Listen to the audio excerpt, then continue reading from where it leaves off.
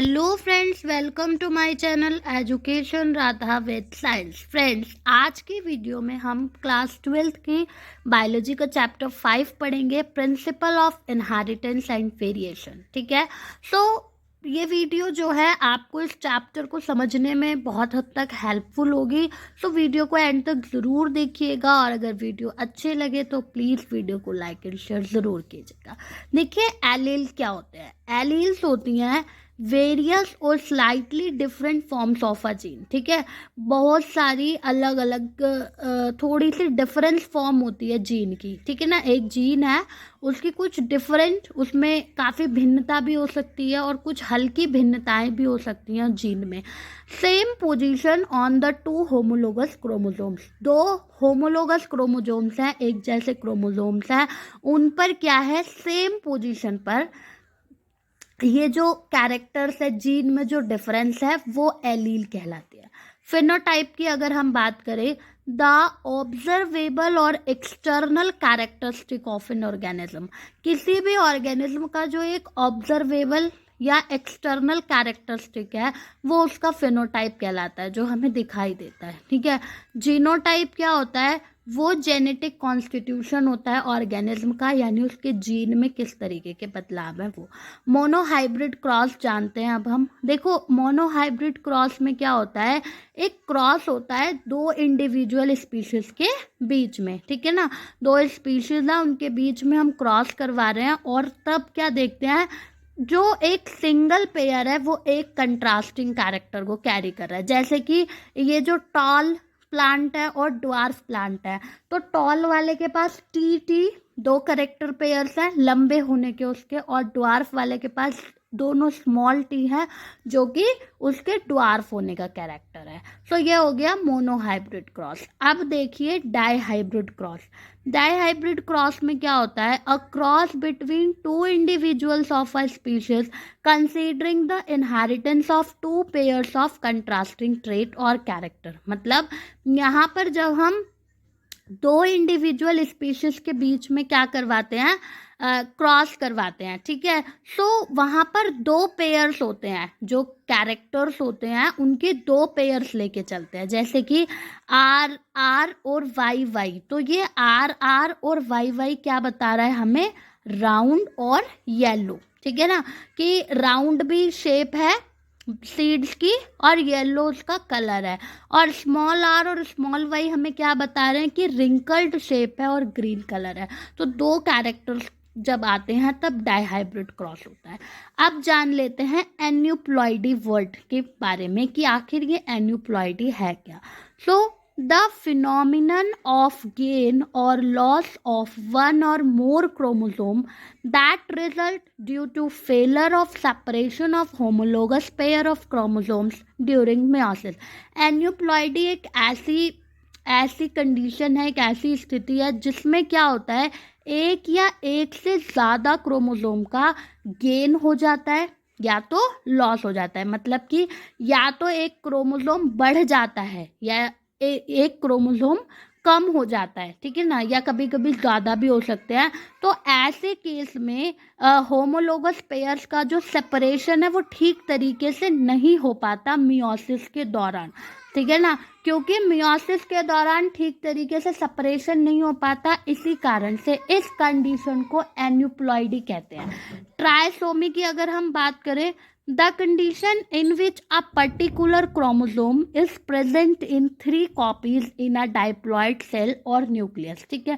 Trisomy में क्या होता है, ये एक ऐसी कंडीशन है जिसके अंदर जो क्रोमोसोम होते हैं वो उनकी 3 कॉपी हो जाती हैं। ठीक है ना, डाइप्लॉइड सेल में या डाइप्लॉइड न्यूक्लियस में क्या हो जाती हैं, 3 कॉपी बन जाती हैं, तो वो कहलाता है ट्राइसोमी।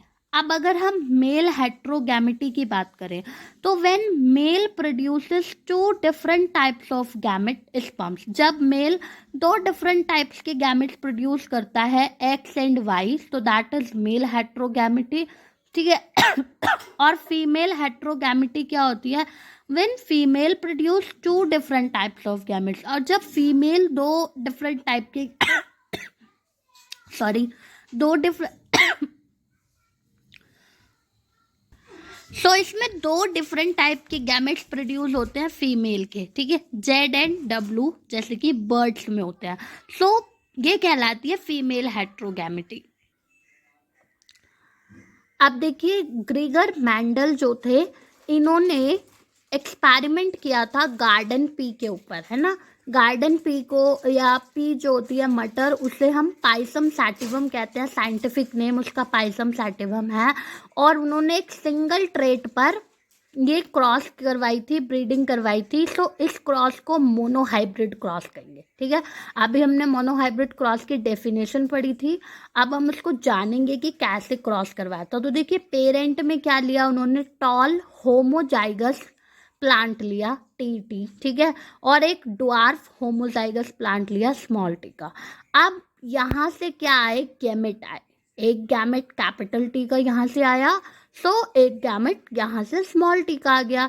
एंड देन जब ये क्रॉसिंग हुई, क्रॉसिंग से एक बना कैपिटल टी और एक बना स्मॉल टी, सो ये हो गया टॉल हेट्रोजाइगस। ये हमारी है F1 जनरेशन। ओके, नाउ अब जो ये कैपिटल टी और स्मॉल टी है, इनकी हमने सेल्फिंग करवा दी, ठीक है। सेल्फिंग करवाने पर क्या देखा हमने, एक सेकेंड जनरेशन आई, F2 जनरेशन, जिसमें टी और टी से टॉल प्लांट बना, कैपिटल टी और स्मॉल टी से टॉल प्लांट बना, स्मॉल टी और कैपिटल टी से फिर एक टॉल प्लांट बना, और स्मॉल टी जब कोइंसाइड करते हैं, मिलते हैं, तो ड्वार्फ प्लांट बनता है। सो यहाँ से हमें क्या पता चला, टॉल होमोजाइगस कितना निकला, 25% प्योर, ठीक है ना, क्योंकि एक बिल्कुल सिंगल है जिसमें डबल टी आ रहे हैं कैपिटल में। टॉल हेट्रोजाइगस जिसमें हमने देखा एक कैपिटल टी है और एक स्मॉल टी है, बट प्लांट जो है वो टॉल है, ये 50% है, क्योंकि ये 2 टाइम्स हो गया, तो ये 50% हाइब्रिड है, मिक्स है ना। और ड्वार्फ होमोजाइगस में दोनों स्मॉल टी हैं, तो सो ये भी क्या है, 25% है, और ये प्योर है, ठीक है, बिल्कुल प्योर है। सो यहाँ से उन्होंने लॉ निकाले। क्या लॉ निकाले, पहला लॉ दिया, लॉ ऑफ डोमिनेंस।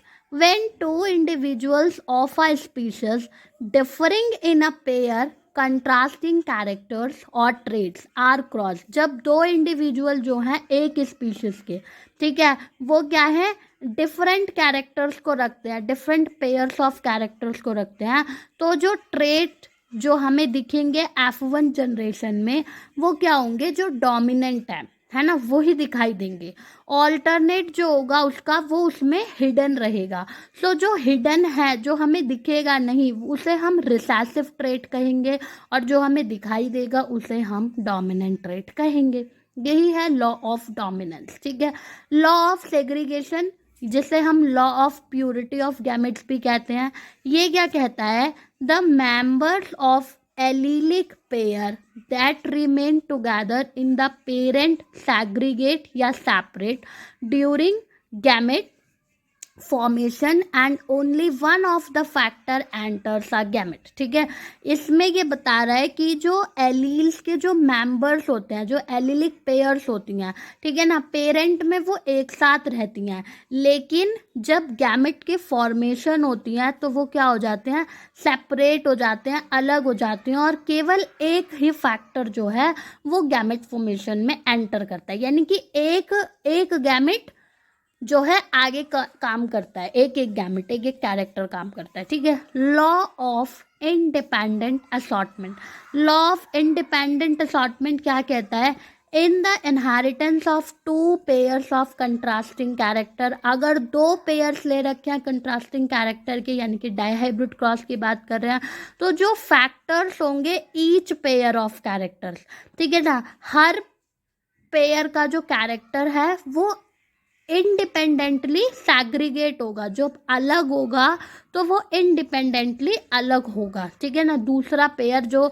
मतलब जैसे राउंड है अगर सीड, तो राउंड वाला अलग सेग्रीगेट करेगा और येलो कलर उसका अलग से सेग्रीगेट करेगा। ऐसा नहीं है कि अगर राउंड सीड है तो वो ग्रीन कलर का नहीं हो सकता, या अगर राउंड सीड है तो वो येलो कलर का नहीं हो सकता। सो ये चीज़ें डिपेंड करती हैं। सो ये लॉ ऑफ इंडिपेंडेंट असॉर्टमेंट जो कि हमें डाईहाइब्रिड क्रॉस से मिला है। सो फ्रेंड्स, उम्मीद करती हूँ कि आपको मोनोहाइब्रिड और डाईहाइब्रिड क्रॉस को इसके माध्यम से समझने में बहुत हेल्प मिली होगी। आज की वीडियो में बस इतना ही, मिलेंगे नेक्स्ट वीडियो में। Thank you.